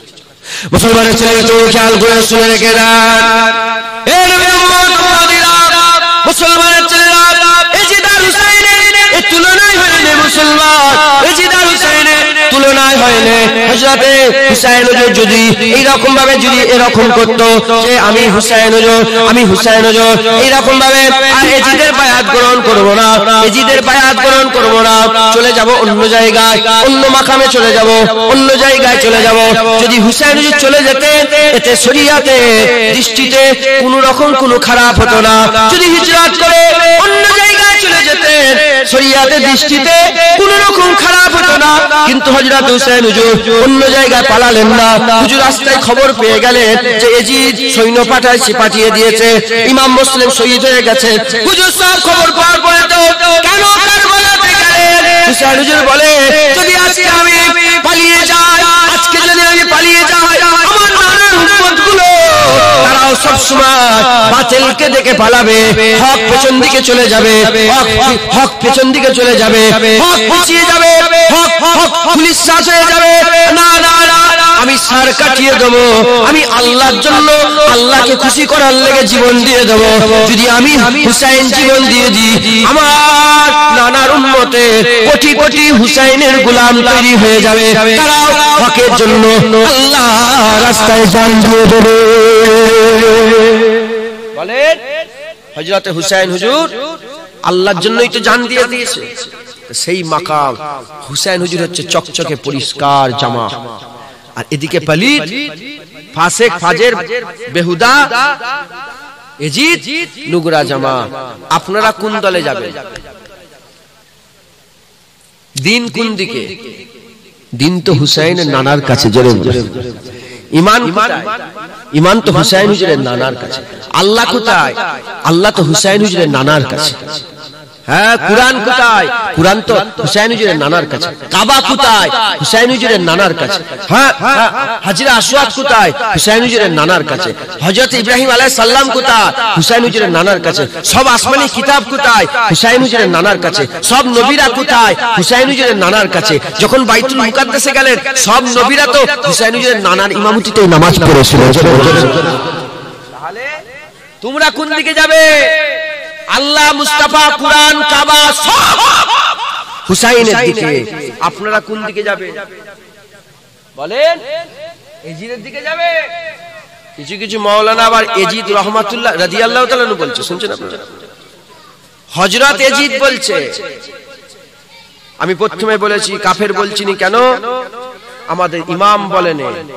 তবে আমি ছেড়ে কথা বলবো নি, ফাসেক বলবো। আমার দাদু বলেছে, আমার দাদু আল্লাহর ওলি ছিল ফাসেক। আমি তো গুনাহগার, নিজেই খারাপ নিকৃষ্ট, তাহলে আমি কুত্তাও বলবো, আমি নিকৃষ্ট জঘন্য বলবো, পলিত বলবো, খারাপ বলবো, নিকৃষ্ট বলবো, বলবো না বলবো নি? বলেন। হ্যাঁ, মুসলমান, মুসলমান। তাহলে আমরা হুসাইনের দলে যাব। হুসাইনের দলে যেতে গেলে কি করতে হবে? হুসাইনের যে কাওয়ানিন আছে, হুসাইনের যে উসুল আছে, হুসাইনের যে ওসিয়াত আছে, আমাদের সেই ওসিয়াতটাকে মানতে হবে। কেন হুসাইন হুজুর কেন যুদ্ধ করলেন? কেন ইয়াজিদকে মানলেন? বলেন, বলেন। রাসূলুল্লাহর ঘরে ছেলেরা কোনদিন নাইনসাফি করে? হাসান হুসাইন আল্লাহ নাম রেখেছে, নাইনসাফি করবে? জোরে বলেন। কেন বায়াত গ্রহণ করলেন না? কারণ রাসূলুল্লাহ হযরত হুসাইন যখন মক্কা শরীফে হজ করতে এসেছিল, হজ করে যখন মদিনা শরীফে ফিরে যায়, মদিনা শরীফে গিয়ে দেখে যে সব দুর্গন্ধ বেরোচ্ছে। হুসাইন বলে, কিসের গন্ধ বেরোচ্ছে? যে দেখে এজিদ মদ খাচ্ছে। এজিদ মদিনায় বসে বসে মদ খাচ্ছে, মদ। এজিদ একবার হজ করেছিল, তাও মেয়েদের করে সামনে সাথে করে নিয়ে এসেছিল, যে এন্টারটেইনমেন্ট করার লেগে, যে এত বড় সফর কি করে যাব, নাচানাচি করার লেগে বিয়ে নিয়ে এসেছিল, বাঁধি নিয়ে এসেছিল। আর হযরত হুসাইন 25 বার হজ করেছে, সওয়ারি থাকার সাথে, সওয়ারি থাকার সত্ত্বেও হুজুর আমার হেঁটে হেঁটে মক্কায় যে হজ করেছে 25 বার। কবার? হ্যাঁ, মুসলমান হযরতে হুসাইন হুজুর আমার রাসূলুল্লাহর খাস রাসূলুল্লাহ আমার রাসূল হুসাইন মিন্নি ওয়া আনা মিনাল হুসাইন হুসাইন আমার থেকে আর আমি হুসাইনের থেকে একবার জোরে বলুন সুবহানাল্লাহ মুসলমান তাহলে হযরতে হুসাইন হুজুর তিনি কত আলা মাকাম ছিলেন চিনা আমরা যদি হুসাইন হুজুরকে সত্যিকারের ফলো করি আমরা আল্লাহ পাকের জান্নাতি হয়ে যাব একবার জোরে বলুন সুবহানাল্লাহ হুসাইন হুজুর কোনদিন নাইনসাফি করতে পারে না যে হুসাইনকে আল্লাহ জান্নাতের সরদার বানিয়েছে যে হুসাইনের মহব্বত রাসূলুল্লাহর মহব্বত বলেছে যে হুসাইনকে মহব্বত করলে আল্লাহ তাকে মহব্বত করবে বলেছে সেই হুসাইন কোনদিন নাইনসাফি করতে পারে না যদি এজি সত্যিকারের ভালো হতো যদি সত্যিকারের দিনদার হতো পরেশগার হতো মুত্তাকি হতো এজি যদি সত্যিকারের ভালো হতো তাহলে হুসাইন হুজুর মাথা হ্যাট করে চোখ বন্ধ করে এজিদের বায়াত গ্রহণ করে নিত কিন্তু হুসাইন হুজুর দেখেছে এজিদ নিকৃষ্ট জঘন্য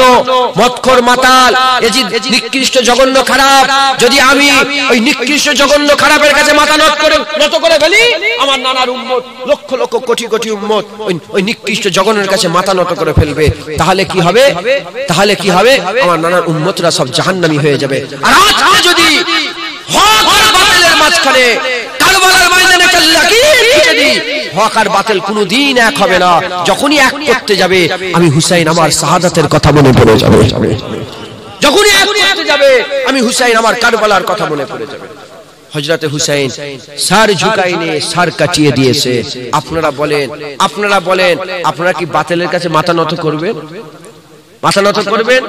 না যদি হুসাইনই হতে চান বাতিলের কাছে মাথা নত করা যাবে না মুসলমানদের ছেলে তো খেয়াল করে শুনে রেখে যান যারা সত্যিকারের ইয়াজিদি তারাও সমাজে হুসাইনি করছে ঢোল তবলা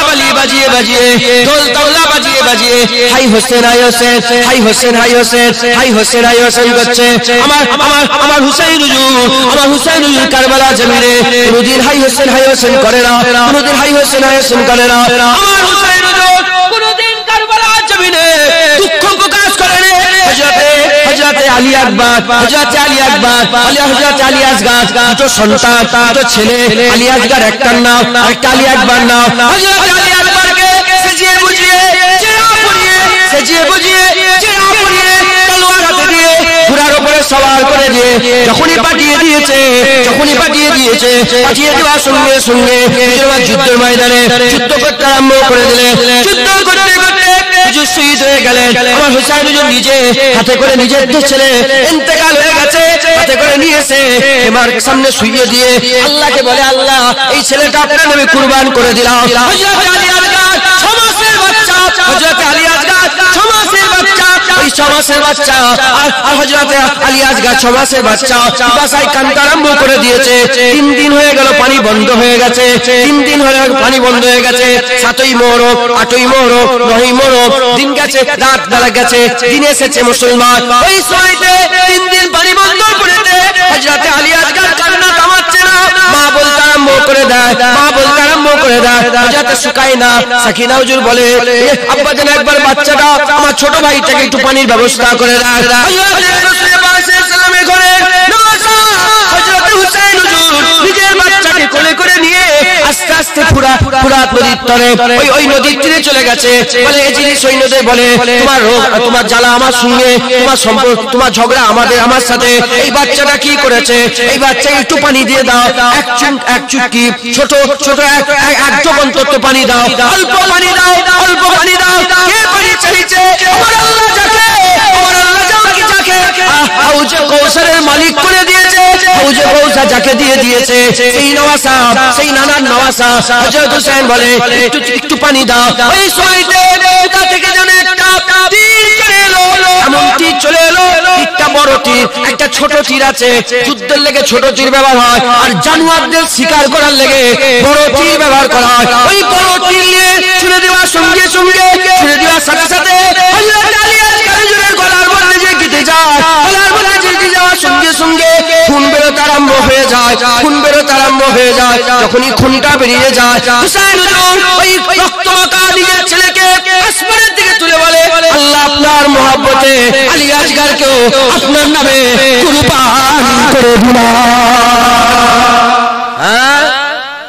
আলী আজগার কুরবান, আলী আকবর কুরবান, কাসেম কুরবান, আব্বাস কুরবান, সাহাবা হুজুরদের কুরবান, সব কুরবান কুরবান হয়ে যাচ্ছে। হুসাইন হুজুর উফ আওয়াজ করেনি। কিসের হাই হাই করছো তোমরা? কিসের হাই হাই করছো? আমার হুসাইন মরা নয়, আমার হুসাইন জিন্দা। ওয়ালা তাকুলু লিমান ইয়াকতুলু ফি সাবিলিল্লাহি আমওয়াত। যারা নাকি আল্লাহর রাস্তায় শহীদ হয়ে মরে গেছে, বান্দা তোমরা তাদের করে মরা মনে করনি, তারা জিন্দা। একবার জোরে বল। হ্যাঁ, হুসাইন মুর্দা? আল্লাহর রাস্তায় শহীদ হয়ে মুর্দা হয়ে যায়, মরে যায় না জিন্দা? হুসাইন কি বলেন? হুসাইন হুজুর কি বলেন? জিন্দা। হুসাইন হুজুরকে আমার আল্লাহ জিন্দা করে রেখেছে। খবরদার এজিদি হয়ে আর হাই হাই করে হুসাইন হুসাইন করছো, ঢোল বাজাচ্ছ। হুসাইন হুজুর তো এই গান বাজনার বিরুদ্ধেতেই শহীদ হয়েছে। হ্যাঁ, নাচ গানের বিরুদ্ধে তো শহীদ হয়েছে, মদের বিরুদ্ধে তো শহীদ হয়েছে, বেনামাজির বিরুদ্ধে তো শহীদ হয়েছে। হ্যাঁ, তোমরা বেনামাজি হয়ে বেরোজগার হয়ে মদ খেয়ে আর হাই হোসেন করলে পার হয়ে যাবে? হ্যাঁ, হুসাইনও তোমার হবে না, হুসাইনের নানাও তোমার হবে না, হুসাইনের নানার মালিকও তোমার হবে না। মুসলমান যে সত্যিকারের হুসাইনি হতে চান, হুসাইন হুজুরের কাওয়ানিনকে ফলো করতে হবে। হুসাইন হুজুরের কাওয়ানিনকে আমাদের ঘরে মেনে চলতে হবে। হুজুরের যে উসুল ওসিয়াত, কেন হুজুর শহীদ, কেন, এই কেনতে অনেক উত্তর আছে। প্রশ্ন করেন কেন হুজুর শহীদ হলেন? রাজা হওয়ার লেগে, বাদশা হওয়ার? না, হক আর বাতিল। একটা লোক ফাসেক ফাজের, একটা লোক খারাপ, আমি কি করে তার হাতে বায়াত গ্রহণ করব? আমি দেখছি লোকটা চোর, গুন্ডা, মাস্তান, আর আমাকে সবাই মিলে যে জোর বল ওকে মানতে হবে, ওকে ফলো করতে হবে, আমি জান দিয়ে দেবো ওকে ফলো করবো। কে? বেনামাজি, বেরোজগার, দাঁড়িয়ে চাচা, বেনামাজি, ফাসেক ফাজের। মুসলমানের ছেলে তুমি খেয়াল করে শুনে রেখে দাও, আপনাদের করো হুসাইন জামা যদি পরিষ্কার করতে চান তওবা করে না, আল্লাহর কাছে তওবা করে মাপ চেয়ে, আল্লাহর কাছে মাপ চেয়ে তওবা করে হুসাইনি হয়ে যা। কি করে হুসাইনি হবে? মুসলমান নামাজ পড়ে, হুসাইন হুজুর নামাজ পড়েছিল। যখন সবাই শহীদ হয়ে গেল, সবাই শহীদ হয়ে যাওয়ার পরে হুসাইন হুজুর আমার যুদ্ধের ময়দানে গেলেন। হুসাইন হুজুরের সামনে দাঁড়িয়ে যাবে কে? কে দাঁড়াবে? কার সাহস আছে? কে ময়দানে গিয়েছে? হযরত আলী হুজুরের ছেলে হুসাইন, হুসাইন ইবনে আলীর সামনে দাঁড়াবে। হুজুর ফিরকার হযরত রাসূলের পাশে হুসাইনের তলোয়ার, হযরত আলী হুজুরের বেটা হুসাইনের হাতে, হযরত হুসাইন হুজুরের হাতে শেরে খুদার ছেলে, শেরে খুদার ছেলে, বাগের ছেলে, আল্লাহর বাগের ছেলে, আল্লাহর বাগের ছেলে, আসাদুল্লাহ ছেলে, আল্লাহর লাঠির ছেলে। হুসাইনের সামনে দাঁড়াবে, হুসাইনের সামনে দাঁড়াবে উলঙ্গ তলোয়ার নিয়ে। হযরত হুসাইন হুজুর আর যুদ্ধের ময়দানে ঝাঁপিয়ে পড়লেন, যুদ্ধে ঝাঁপিয়ে পড়লেন। যেমন পুকুর পাড়ে সব কচু গাছ হয়, যেমন পুকুর পাড়ে কচু গাছ হয়, বড় তলোয়ার, গরু জবাই করা ছুরি নিয়ে যদি ওই কচু গাছগুলোকে মারা হয়, কচু গাছগুলোকে মারার সঙ্গে সঙ্গে যেমন কেটে কেটে পড়ে যাবে, ওই রকম দ্বারা হুসাইন হুজুর তলোয়ার চালাচ্ছিল। তার হাত কেটে যাচ্ছিল, তার গর্দান কেটে যাচ্ছিল, তার ধর থেকে শরীর আলাদা হয়ে যাচ্ছিল। এইরকম আরম্ভ করেছে হুজুর, কেটে কেটে কেটে কেটে হুজুর আমার সাফ করতে আরম্ভ করে দিয়েছে, সাফ করতে আরম্ভ করে দিয়েছে। এমন অবস্থাতে আমার আল্লাহ হুকুম হয়ে গেল, আজান শুরু হয়ে গেল, আজান শুরু হয়ে গেল। আজান শুরু হয়ে যাওয়ার সঙ্গে সঙ্গে হুজুরের হাত দাঁড়িয়ে গেল, হুজুরের হাত দাঁড়িয়ে গেল। হুজুর তলোয়ারটা আলাদা করে, রক্তে মাখা শরীর, রক্তে মাখা শরীর। হুজুর উলামায়ে হাজরাতরা বলছে হুজুরের গোটা শরীরটায়, হুজুরের গোটা শরীরটায় 122 খানা তীরের আঘাত ছিল, 122 খানা তীরের আঘাত ছিল, 35 খানা 34 খানা তরোয়ালের আঘাত ছিল, আর 35 খানা বড় বড় নেজা, বড় বড় বল্লমে আঘাত ছিল। গোটা শরীর রক্তাক্ত। আল্লাহর জন্য সিজদায় পড়ে গেলেন। যখনই সিজদায় পড়ে গেলেন, সিজদায় পড়ার সঙ্গে সঙ্গে কাফেররা ঘিরে ফেললো, কাফেররা ঘিরে বলে, কাফের মুনাফিকরা ঘিরে ফেললো, ওই খারাপ লোকগুলো ঘিরে ফেললো। খারাপ মুনাফিক, কাফের যারা ছিল, মুনাফিক যারা ছিল, ঘিরে ফেলে বলতে আরম্ভ করেছে, আজ ছেড়ে দেওয়া হবে না, আজ ছেড়ে দেওয়া হবে না। হুসাইনকে সুযোগ পাওয়া গেছে, একবার যদি নামাজ ছেড়ে বেরিয়ে পড়ে আমাদের আর রাখবে না, আমাদের আর রাখবে না। কতজন সৈন্য ছিল, কত সৈন্য পেটিয়েছে সৈন্য পাঠিয়েছিল হুসাইনের মরার লেগে, হুসাইনকে শহীদ করার লেগে, হুসাইনকে পাকড়াও করার লেগে, হুসাইনকে ভয় খাওয়ানোর লেগে, হুসাইনকে জবরদস্তি বায়াত করিয়ে নেওয়ার লেগে 22,000 সৈন্য পাঠিয়েছিল। আর হুসাইন হুজুরের ঘরের বাচ্চা ছেলে আম্মা জাইনাবকে নিয়ে আর হুসাইনুল আবেদিন হুজুরকে নিয়ে 14 বছর 16 বছরের বাচ্চা, 18 বছরের বাচ্চা, 16 বছরের বাচ্চা, 6 মাসের বাচ্চা, 4 মাসের 4 বছর 3 বছর 4 বছরের বাচ্চা, এই সব বাচ্চাগুলোকে নিয়ে কতজন মুসলমান, এই সব বাচ্চাগুলোকে নিয়ে মাত্র 72 জন ছিল। আর 22,000 সৈন্য হুসাইন হুজুর আল্লাহর তলোয়ার নিয়ে, হুসাইন হুজুর রাসূলুল্লাহর তলোয়ার নিয়ে, ইসলামের ঝান্ডা নিয়ে ইসলামের হুজুরের দ্বীন বাঁচাবার জন্য, আল্লাহর শরীয়ত বাঁচানোর জন্য, লা ইলাহা ইল্লাল্লাহ মুহাম্মাদুর রাসূলুল্লাহ হিফাজত করার জন্য কারবালার চলে নিয়ে পড়েছে। নামাজ পড়েন, নামাজ পড়তে আরম্ভ করে দিয়েছে। কাফেররা বলে, ওই মুনাফিকরা বলে, আজ ছেড়ে দেওয়া হবে না, যদি নামাজ ছেড়ে বেরিয়ে পড়ে হুসাইনকে রুকা হবে না। হযরত হুসাইন নামাজ দাঁড়িয়ে রুকু থেকে একটা সিজদায় গেলেন, এবার উঠে আর একটা সিজদায় যাবে, একটা সিজদায় গেলেন, যাওয়ার সঙ্গে সঙ্গে ওই মুনাফিকগুলো কাফেরটা কি করলো, এই গলা থেকে আর ছুরি মেরে এই ধর থেকে যে গলাটা আলাদা করে দিল। ও নবী উম্মত উম্মতিরা, হযরত হুসাইন হুজুর শহীদ হয়ে গেলেন, হুজুর শহীদ হয়ে গেলেন, হুজুরের মাথাটা নিয়ে নেজার উপরে ঢুকিয়ে দেওয়া হলো, নেজার উপরে ঢুকিয়ে দিয়ে উঁচু করে দিল। আর সবাই বলে হুসাইন শহীদ হয়ে গেছে, আর আল্লামা ইকবাল বলে, সবাই বলে হুসাইন হুজুর শহীদ হয়ে গেছে। কিন্তু দেখো দেখো নেজার উপরে মুস্তাফার আওলাদ হুসাইন হুজুরের মাথা আছে, সবার উপরে আমার আল্লাহ হুসাইনের সারকে উঁচু রেখে দিয়েছে। মুসলমান হুসাইন বলে দাবি করবে আর নামাজ, হুসাইন হুজুর তো কারবালায় যুদ্ধের ময়দানে যুদ্ধ করতে করতে নামাজ ছাড়েনি, নামাজ ছাড়েনি। কি করে নামাজ ছাড়ো তোমরা?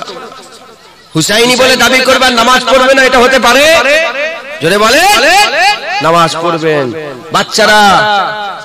বাচ্চারা শোনো, যখন আলী আকবর হুজুর যুদ্ধ করতে, উনার বয়স ছিল 16 বছর না 18 বছর বয়স ছিল। 18 বছরের ছেলে এসব বসে আছে, বাচ্চাগুলো 17 বছর 16 বছরের ছেলে। তোমাদের বয়সের ছেলেরা হ্যাঁ ইসলামের জন্য যুদ্ধ করেছে, জোরে বলে। আর তোমরা বলো এখন আমরা ছোট। হ্যাঁ, তারেক বিন জিয়াদের নাম শুনেছেন আপনারা? তারিক বিন জিয়াদ যে স্পেন ফাতহ করেছিল, তার বয়স ছিল 18 বছর। তারিক বিন জিয়াদ, স্পেন, উন্দুলুস নাম শোনেন? গুলিস্তায়ে উন্দুলুস নাম শোনেন না আপনারা? উন্দুলুস এখনকার বর্তমান স্পেন। ফুটবল খেলা হয়, দেখেন না আপনারা? স্পেন বলে একটা দেশ আছে না, নেই জানেন না? ওই স্পেনটা মুসলমান ফাতহ করেছিল। নাম কি বাচ্চাটার? বাদশা ছিল একজন, কি তারিক ইবনে জিয়াদ ফাতহ করেছিল। বয়স কত? 18 বছর। হ্যাঁ, সুলতান আলাউদ্দিন বলে একজন সেলজুক সুলতান ছিলেন, সুলতান আলাউদ্দিন। তার আব্বা তাকে যখন সে 14 বছর না 16 বছর বয়স ছিল, তাকে গোটা সেলজুক সালতানাতের পুরা দায়িত্ব তার কাঁধে দিয়ে দিয়েছিল, মানে সেনাপতি করে দিয়েছিল। জোরে বলছো। বাচ্চা ছেলেরা ইসলামের জন্য কত জিহাদ করেছে, কত সংগ্রাম করেছে। বাচ্চারা, মুরব্বীরা, বড়রা, জওয়ানেরা, যুবকেরা সবাইকে বলছি নামাজ পড়তে হবে। যদি হুসাইনি হতে চান নামাজ পড়েন, আর যদি এজিদি হতে চান নামাজকে অবহেলা করে হই হই করেন। নামাজ পড়ার দরকার আছে না নেই বলেন? নামাজ পড়ার দরকার আছে না নেই বলেন? নামাজ বলেন ইনশাআল্লাহ। হুসাইনি যদি হতে চান নামাজ প্রথম দরকার, কথা ঠিক না? নামাজ নামাজ পাক নাপাকের জ্ঞান করেন, মদ থেকে দূরে থাকেন, জেনা থেকে দূরে থাকেন, খারাপ কাজ থেকে, অশ্লীল কাজ থেকে, বাজে কাজ থেকে আমাদের সকলকে দূরে থাকতে হবে। বলেন ইনশাআল্লাহ। জোরে বলেন ইনশাআল্লাহ। দরুদ পড়েন আল্লাহু আকবার।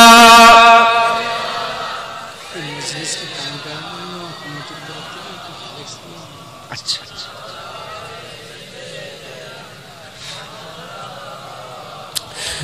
আল্লাহুম্মা সাল্লি আলা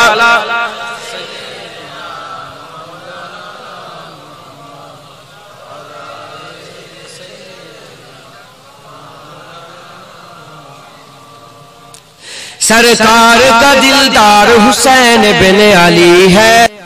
সব আমি আল্লাহকে খুশি করার লেগে বললাম, আপনাদের খুশি করার লেগে বলিনি। আপনাদের খুশি করার লেগে যে আমি ওয়াজ করি, আল্লাহ যেন আমার মত খারাপ মত দেয়, আমার জবানকে যেন আল্লাহ বন্ধ করে দেয়। আমি আপনাদের খুশির লেগে ওয়াজ করিনি, আপনাদের খুশির লেগে চিল্লাইনি, আল্লাহকে খুশি করার লেগে, আল্লাহর জন্য আমি বললাম। আল্লাহ আমার মনের খবর সব জানেন। কেন বললাম তাহলে? আমি তো আল্লাহকে, আল্লাহ তো মনের, কেন এজন্যই বললাম যাতে করে আপনারা গুরুত্ব দেন, যাতে করে আপনারা আমার কথাটার উপরে একটু গুরুত্ব দেন, একটু মজবুতির সঙ্গে শোনেন। আমার আল্লাহ পাক আমাদের ঘরে, আমি একটা আয়াত পাঠ করেছি, আমার আল্লাহ পাক আমাদের ঘরে কুরআন শরীফের মধ্যে বলছেন কাইফা তাকফুরুনা বিল্লাহ, কেমন করে তোমরা আমার নাফরমানি করো। আমাদের ঘরে বলছে কাইফা তাকফুরুনা বিল্লাহ, কেমন করে তোমরা নাফরমানি করো। অকুনতুম আমওয়াতান, তোমরা ছিলে তো মুর্দা, ফাহিয়াকুম, আমি আল্লাহ তো জিন্দা করেছি, সুম্মা ইউমিতুকুম, আমি আল্লাহ তোমাদের আবার মুর্দা করে দেব, সুম্মা ইউহয়িকুম, আমি আল্লাহ আবার জিন্দা করব, সুম্মা ইলাইহি তুরজাউন, তোমাদের ঘরে তো আমার দিকেই ফিরে আসবে, তোমাদের ঘরে তো আমি কিয়ামতে তুলে দাঁড় করব, আমার দিকেই তো ফিরে আসতে হবে। মুসলমান, আমাদের জীবনকে আল্লাহ 4 মারহালা ভাগ করেছেন। 4 মারহালা, কত বলেন? 4 মারহালা, 4টে ভাগে ভাগ করেছেন। 1 নম্বর, আমরা ছিলাম মুর্দা, জিন্দা হলাম, আবার মুর্দা হয়ে কবরে যাব, আমার আল্লাহ আবার কিয়ামতে তুলে দাঁড় করাবে। 4 ভাগ। তাহলে আমরা ছিলাম মুর্দা, যেখানে ছিলাম আমরা কোথাও ছিলাম, যদি আমরা না থাকতাম তাহলে কি আল্লাহ বলতো যে তোমরা ছিলে মুর্দা? বলতো কি? তাহলে আমরা ছিলাম কিন্তু মুর্দা, আমার আল্লাহ ওখান থেকে নিয়ে এসে বের করেছে। এই যে মুর্দাটা আল্লাহ বলছেন, এটা আমরা বুঝতে পারবনি বলে আমার আল্লাহ আমাদের মুর্দা বলছে, কিন্তু বাল হাকিকাত আমরা জিন্দা ছিলাম, ওখানে আমরা আলাস্তু বিরব্বিকুমের ওয়াদাও করেছি। ক্বালু বালা শাহিদনা, আমরা সাক্ষী দিয়েছি, কেন না আপনি আমাদের রব, আল্লাহ আপনি আমাদের রব। একবার জোরে বলুন সুবহানাল্লাহ। এমনি মুসলমানের ঘরে পয়দা হয়ে বসে আছে নাকি? সব আল্লাহকে সাক্ষী দিয়ে এসেছে, দুনিয়ায় এসে ভুলে গেছে আমরা, আর ভুলে গেছে বলেই তো আল্লাহ জান্নাতের বাগানে বসিয়ে মনে করাচ্ছে। একবার জোরে বলুন তাহলে আমরা ছিলাম মুর্দা, যেখানে ছিলাম সেই জায়গাটার নাম হচ্ছে আলামে আরওয়া। আলামে আরওয়া যেখানে আছে, এই জায়গাটার নাম আলামে দুনিয়া। যেখানে ছিলাম আলামে আরওয়া, যেখানে এসেছি আলামে দুনিয়া। যেখানে তোমাদের বাপগুলো কবরে শুয়ে আছে, ওটা আলামে বারজাখ। বলেন আলামে বারজাখ। ওখান থেকে যখন তুলে দাঁড় করাবে, আলামে উকবা হয়ে যাবে, ওই অনন্তকালে জীবন শুরু হয়ে গেল। কিয়ামত থেকে অনন্তকালে জীবন শুরু হয়ে গেল। মুসলমান, কবরে অনেকে ঘুমোচ্ছে, কবরে অনেকে ঘুমোচ্ছে, আরাম করছে। কেমন ভাবে শুয়ে আছে? রাসূলুল্লাহ বলেছে বাসর ঘরে যেমন স্বামী স্ত্রী শুয়ে ঘুমায়, ওই রকম ভাবে আরাম করছে। একবার জোরে বলুন। তাহলে কটা মারহালা হলো? 4। যেখানে ছিলাম আলামে আরওয়া, রুহের মাকামে, ওখানে বেশি দিন ছিলাম না, দুনিয়াতে বেশি দিন আছি। বলেন কোনখানে বেশি দিন ছিলাম? আদম আলাইহিস সালামের রূহটা আর জুনায়েদের রূহটাকে আল্লাহ একসাথে তৈরি করেছে। কি জিনা? রূহ একসাথে তৈরি হয়েছে।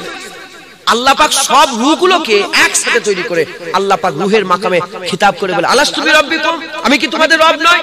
আমরা বলেছিলাম ক্বালু বালা শাহিদনা, কেন নয় আপনি আমাদের রব, আমরা সাক্ষী দিচ্ছি। একবার জোরে বলুন।